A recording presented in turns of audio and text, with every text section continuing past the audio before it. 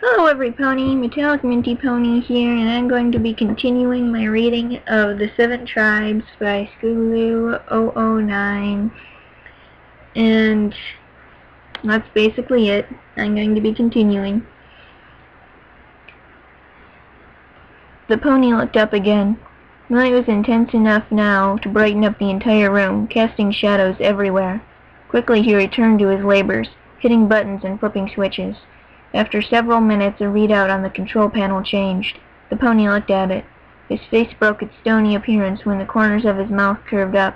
Turning back to the controls, he adjusted some dials and hit some buttons. The noise quieted. The gears slowed and eventually stopped. The bolts of light had long since died down. The quieter sounds became audible, the gentle sound of fluids being forced through the frozen pipes. Even the breathing of the pony at the heart of all this could be heard, though not through his protective earplugs. He stared at the chamber at the bottom of the machine. Where the bright light had been, now stood a four-legged figure. The pony's smile widened as he pulled a lever. The glass door retracted into the machine's interior. The pony stepped around the controls to get a better look at the figure. "Well, come out," the pony finally said, breaking the silence. The figure just stared ahead. A troublemaker. He knew how to deal with troublemakers. The pony reached into his lab saddle and produced a small instrument, but kept it inactive in his hoof. "I said come out," he repeated. This time he got a response. The figure lurched forward, like it was uncertain if it could walk. It was right. The creature fell down and lay on the ground pathetically in front of the pony. "Discord, damn it!" the pony swore, eyeing the creature over. Like him, it had 4 legs. From its back sprouted 2 feathered wings, and on its head was a single twisted horn. Both traits the earth pony standing before it lacked. The creature looked back at him. Its eyes were not shining and colorful like a pony's eyes should be. They were dim, and didn't seem to even reflect the ambient light in the room. It was solid black, too, something that would have unnerved any pony, but not this particular pony. "Speak, if you can," the pony commanded. The creature looked back vacantly. This was not even remotely a normal pony. One wing was oversized, while the other could have belonged to a filly. Its horn was short and blunt. The reason it couldn't walk was obvious. Its torso was bulky, and its thin legs couldn't support its own weight. Its coat and mane were a patchwork of hair of different lengths and colors, giving the appearance of a rag doll made from quilts. "I ordered you to speak," the earth pony repeated. It pulled the instrument in its hoof forward and pressed the only button on its surface. It was just a small rectangular box with horns at one end. When he pressed the button, electricity sparked between the horns. He leaned in and pressed the horns to the creature's skin. The creature shuddered and twitched from the assault, but didn't make a sound. "Speak!" the earth pony shouted, before pressing the button again and shocking the creature a second time. This time he got results, but instead of language, the creature began to wail tongue-tied. It started quietly, but steadily rose in volume, rivaling the din of the machine it had just tumbled out of. It wasn't a cry so much as the thing just made a noise to voice its unhappiness. The earth pony's smile had long faded, and he looked away in disgust. "Rot, Gore, get over here," he said, walking away from the machine. 2 figures emerged from the shadows. The 2 new arrivals and the pony removed their protective headgear, and the pony put the electrocuting device away. "Rot," the earth pony said again, addressing the diamond dog. "This one was a failure as well. You need to bring me ponies that are more compatible." "I'm sorry, boss," the canine replied, hissing a bit on the S's. "The ponies seem so alike to me." "I don't want excuses. Go out and bring me another batch, and this time I'll try to grab all 3 at once. If they're together, they should be close enough for it to work. And make sure they are all the same size and sex this time," the pony ordered. "You got it, boss," the rat replied before turning and walking away. "Gore, I need this failure disposed of in the usual way," the pony said, turning to the remaining being. This creature was almost as odd as the thing wailing on the floor. Its front half was feathered, while the back was covered in gray fur. It stood out because its front talons were red around the claws, while the rest was a normal yellow. Upon his back stretched two dark brown feathered wings. "Boss, I told you. My name's not Gore, it's Greg," the griffin stated. "Greg doesn't sound dangerous enough. How do you expect me to be feared when one of my henchmen is named Greg?" the Earth Pony replied. "Gore sounds threatening." "Whatever. I'll just go take care of that then," Greg said. He walked over and grabbed the still wailing creature. He threw it unceremoniously onto his back and left the room. The Earth Pony reached into his saddle again and pulled out a small recording device. Test 7 of failure. Creature not in harmony with itself. The subjects need to be all the same size as this test showed. It was too heavy to support itself, and the rest of it suffered similar problems. Test 7 was incapable of both speech and higher brain functions. Test 7 terminated. Okay, there's a cutscene here, and I think I'm going to take a quick break. But thanks to the magic of videos, you won't notice, so I'll be back in a second. Wow, I've had to re-record this over and over again. I'm so sleep-deprived I'm making really stupid mistakes. And continuing from that cutscene, I'm home? What am I doing in the clubhouse? The filly looked around, confused. Hadn't she just been somewhere else? She gazed about, looking for some indication of what was going on. In the corner sat her blankets, all neatly folded as always. Posters of the Cutie Mark Crusader plans were over the walls, but something was still off. "Scootaloo," came a voice from behind her. Startled, she wheeled around to see her teacher standing there. What was Miss Cheerilee doing at Sweet Apple Acres? "Scootaloo, it's class time, not nap time," Miss Cheerilee said sternly. "Then it all makes sense," and she woke up. "Sorry," the filly mumbled, rubbing her eyes. The teacher eyed her sternly, but began class without chiding her further. "So, class, can anyone tell me how many kinds of ponies there are?"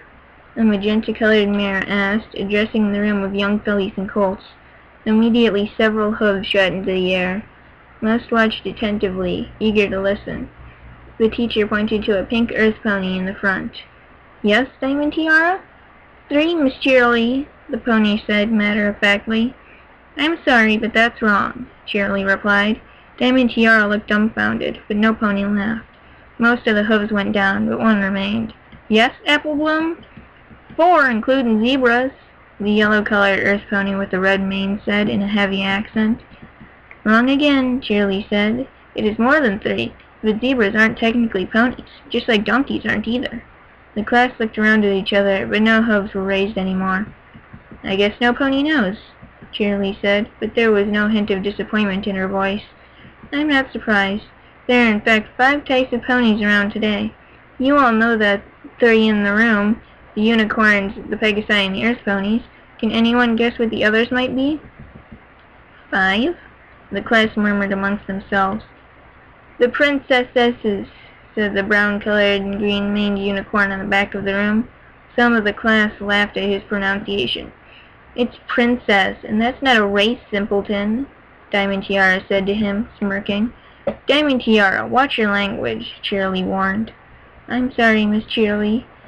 "And Snails, you are partially right," Cheerilee continued to say. On the chalkboard, she began drawing a set of ponies and lines connecting them. 2 were at the top. Sorry.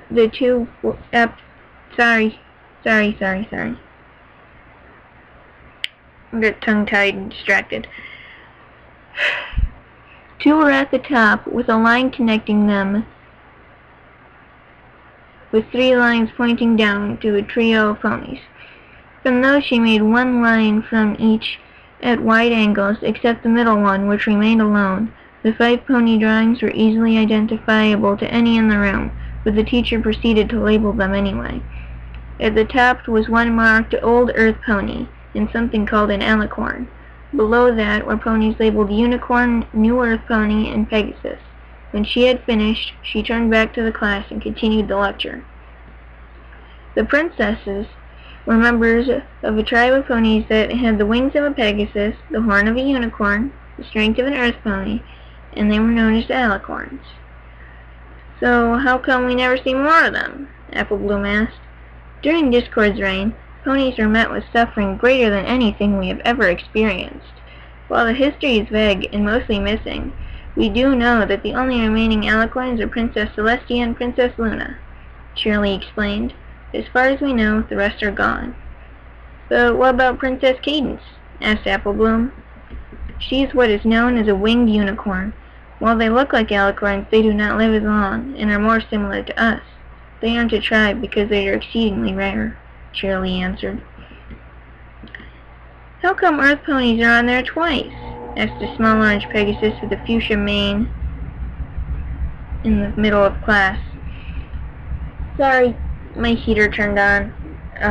This is turning out as such an unprofessional part-isode.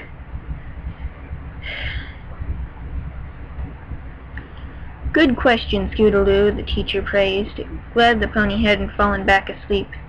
This is why I am so excited to share this lesson with you, as I only learned about it at the last teachers' convention in Canterlot. Canterlot scientists recently discovered that rather than the 3 tribes we know today, originally they were just alicorns and earth ponies, but they're not exactly like the earth ponies of today. Every pony has at least some ability to manipulate magic. Pegasi can walk on clouds, and earth ponies can use the ambient magic of the world for crops, and we all know unicorns can actively control it. Old earth ponies couldn't do that, which is what made them different from today's earth ponies. However, they went extinct before the alicorns. Recent studies have found that all modern ponies are actually descendants of the alicorns and earth ponies. But as I said, there are only 5 around today, and we have 7 up here now, Shirley continued.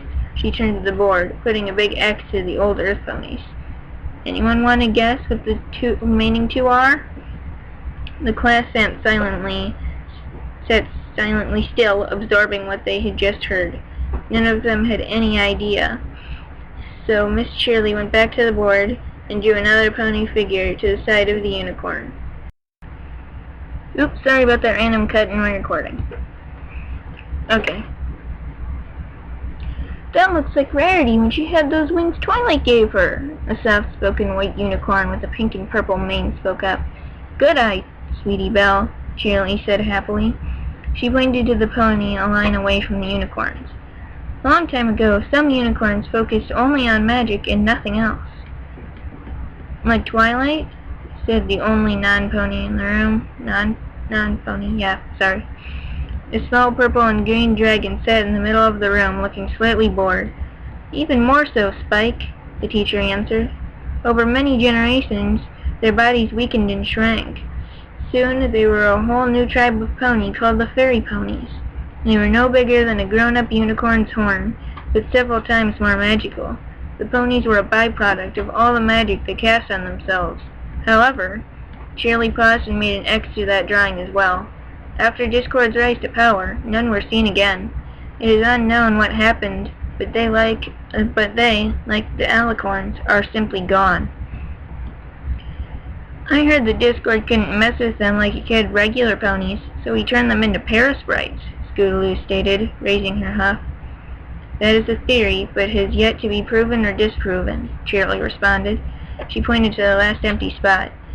Now the last kind of pony is still around today, but I doubt any of you have seen one. Wait, I think I know this one, Spike said out loud. Raise your hoof, Claw, Shirley said, trying to instill a rule every pony seemed intent on breaking today. He did so, earning a chuckle from most of the class. Yes? I remember the princess talking about them once back in Canterlot. They were... The dragon paused, thinking hard. Sea ponies? Correct, Spike. The last one is sea ponies, Shirley said, as she filled the last hole in the drawing. It looked very strange indeed. Its head was shaped like a pony's, but its body had no legs. Just 2 front fins and 2 larger ones in the back, and its body ended in a long winding tail. Oh look, another fail on my part. Because I have the time limit, I have to cut it off here. I'll read more next time. But, if you enjoyed, subscribe for more. My name is Metallic Minty Pony, and I will put up the next part soon. Goodbye, and I'm sorry for such an unprofessional part-isode.